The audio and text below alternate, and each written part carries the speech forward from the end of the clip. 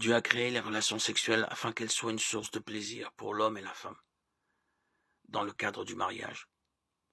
La Bible parle clairement de l'importance de conserver sa pureté sexuelle, en n'allant pas au-delà des limites de l'union entre conjoints.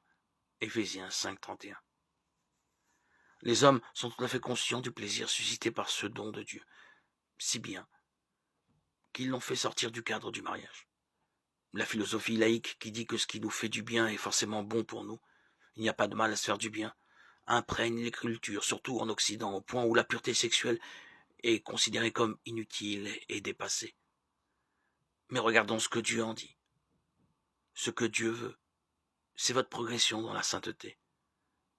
C'est que vous vous absteniez de l'immoralité sexuelle. C'est que chacun de vous sache garder son corps dans la consécration et la dignité, sans le livrer à la passion du désir comme les membres des autres peuples qui ne connaissent pas Dieu.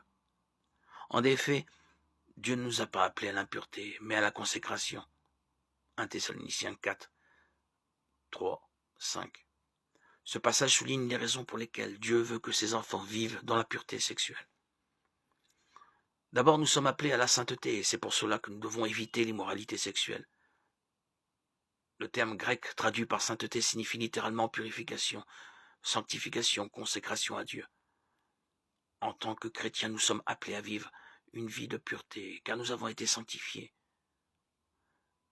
Quant à la croix, notre péché a été troqué contre la justice de Christ, et nous sommes devenus des créatures totalement nouvelles en Christ.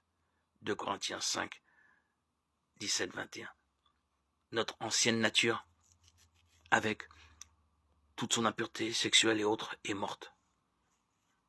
Maintenant, nous vivons par la foi en celui qui est mort pour nous. Galates 2:20. Persévérer dans l'impureté sexuelle va à l'encontre de cette nouvelle vie et constitue d'ailleurs une raison valable de douter de notre régénération.